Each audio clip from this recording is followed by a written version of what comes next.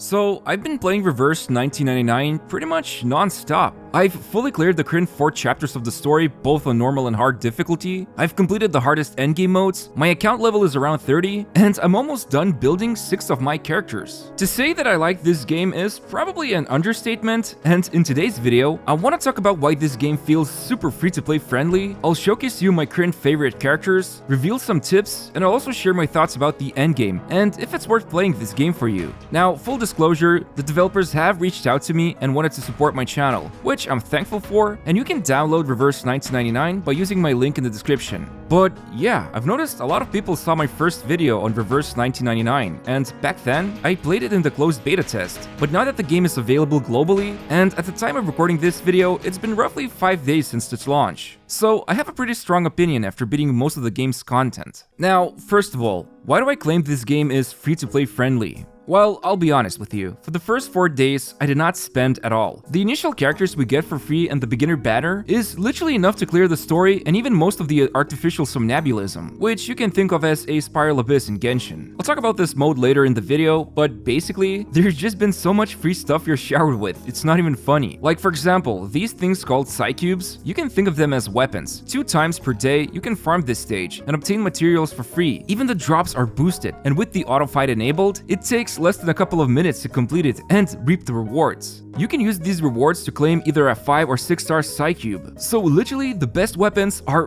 free. And sure, it might take a while to claim one of them, but you get a 5-star Psycube by just doing the beginner missions. And then on day 5 of login rewards, you literally get a box of 6-star Psycubes you can pick from. And the best part, there are no things like artifacts in this game. Everything is predetermined. You can even preview the final stats of the Psycubes, so I think avoiding the whole artifact grind and obtaining weapons without needing to pay money or shelling out summon currency is amazing. And what's even better, for now, it's enough to just have 4, maybe even 3 Psycubes, and you're good to go, since you can reassign them to characters, and at most, you will be using only 4 characters in your battles. So you don't even have to grind for a lot of Psycubes, unless of course you want to ascend them with an additional copy. But this is just weapons we're talking about. I haven't even mentioned this yet, but there's an amazing path you can follow by completing missions from this tab called Beginning of the Tale. It contains so many valuable rewards. They even refund you when you invest in certain characters. And then there's also a ton of pre-registration rewards, including a free 5-star character, Matilda. And then, because there's a beginner banner, you can get one of these featured 6 stars by just doing 30 summons. All of them are damage dealers. I've obtained Eternity myself. I like her a lot, but Regulus and Lilia can also put out good damage from the things I've heard.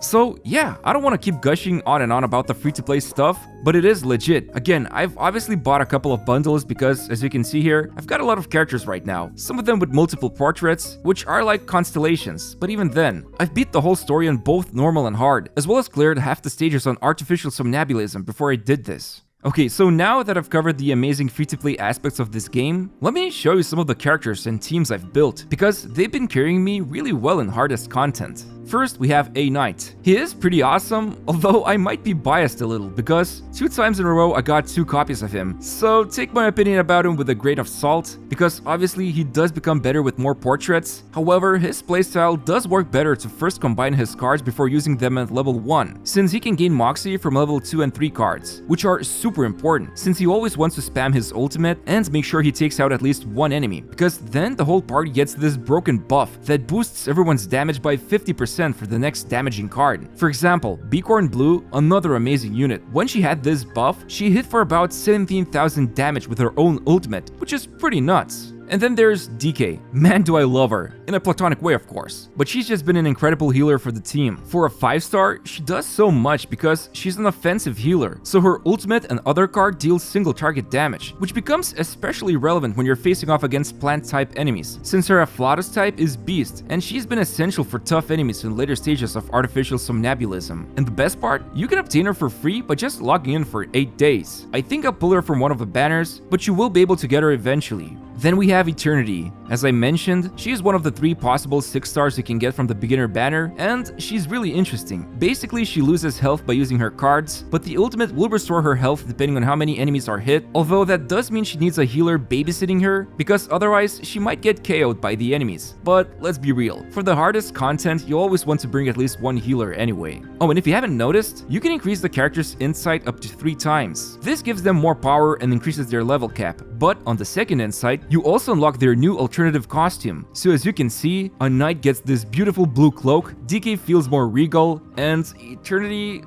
yeah, she becomes, let's just say, more cozy with what she wants to wear. But yeah, these 3 characters have been my A team, but in order to beat the hardest content, I also need my B team. Right now, it's Bicorn Blue leading this team, and my god is she insane. I believe she's a featured 5-star if you pull on A Knight's banner, and she just absolutely demolishes enemies at single target with her ultimate, while one of her cards can debuff the enemies by reducing their reality defense and increasing the damage they take by up to 25%. Her debuffing is essential for dealing better team damage, and even her other attack card becomes better because of this. Now on the B team, my healer is Balloon Party. I really like her counters and healing. She feels the best when everyone is at low health, which allows her to cause big heals, while Voyager is a support that can deal damage and also apply counter for the team. So it's really funny to see both of these counters active, and when the enemies attack, especially if they use an AoE attack, then they just get a ton of counter damage back at them. Overall, these are just 6 characters I've built, but I also have my eyes set on Soneto, which is the free unit. Her ability to turn off enemy attacks can be crucial, and I want to level her next. But there's also Matilda. Honestly, I just want her for her Afflatus type, because it is pretty relevant right now. However, I think now is the time to talk about the endgame and the daily loop. So after you're finished with the story, your next goal will be to clear some hard difficulty story stages, because there are certain items and functions that are locked behind them. Then, 3 things are basically left to do. First, there's obviously leveling up your characters. The longest part will be unlocking their 3rd insight. I actually haven't done it yet on any of my characters, because it's pretty hard. But as my account grows older, it will be easier to do it. But the other thing will be their resonate levels that you will want to raise. This fun puzzle like Tetris grid is where your characters gain important stats like critical rate or attack, and you can increase the size of the grid multiple times to fit more pieces, and the max resonate level is 15, so it will take a while to do it for each character. Now the second major endgame activity will be events, new stories, or basically new content that will come from updates. And then finally, we have artificial somnambulism. As I said, this is like Genshin's Abyss, except there's also side stories you can uncover by interacting inside the stages, and the combat feels really interesting here, because each stage has its own buffs you can take advantage of. And in fact, thanks to stage 10 buff, I managed to barely beat the final boss. I won't spoil the fight, but I will tell you that after you beat these 10 stages, a new artificial somnambulism version becomes available called Limbo. Here we have 6 stages, and they reset bi-weekly, so you can collect the rewards each time, and right now, I have almost beat all of the stages, although the last one is pretty hard, but interesting, and really forces you to think about each action you take. To me, this is great content to play with while I wait for a new update. But if you're a casual player, don't worry too much about it. You'll get there eventually, but do keep in mind, in stages 9 and 10 and Limbo, you will need to rotate your teams, so you will at minimum need 6 characters. Oh, and one thing I do want to mention, the wilderness system is pretty important when it comes to passive rewards. Both Dust and Sharpodonte are essential for leveling characters, and you can get them here when they accumulate. Also, the Wishing Spring is crucial for obtaining materials you need both for Insight and Resonance, because you will need to do a lot of crafting, especially for the final tier components that you can only obtain by crafting, at least for now. But overall, right now, I love this game, and my first impressions after playing for 5 days have been great. I know I haven't talked that much about the story, but it's something I don't want to spoil too much, although I will say story chapter 4 really left on a strong cliffhanger, and I'm interested to see what chapter 5 will be about. Right now, I would say Reverse 1999 feels like a great side game, even though you will spend a good amount of time beating the story at first, but the daily loop is super casual. The auto fight mode, once you clear a stage, only takes a minute or less to do, and if you're interested in pushing your team's limits, there's artificial somnambulism you can challenge, and it is fun, well, at least for me.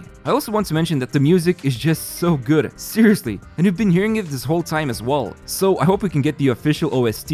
And of course, the artwork and the battle effects have been a big part of the reason I could keep replaying the battles without getting tired, because they are really fun to look at. So yeah, if you haven't already, make sure to download Reverse 1999, use my link in the description, and claim all of those amazing free-to-play rewards I've mentioned so that you can have a strong start. Most importantly, you'll also help support my channel, which I'm always grateful for. By the way, you can also send me a friend request in-game. I'm not sure what it is about, but we can keep in touch this way. Anyway, thanks again for watching, and see you next time.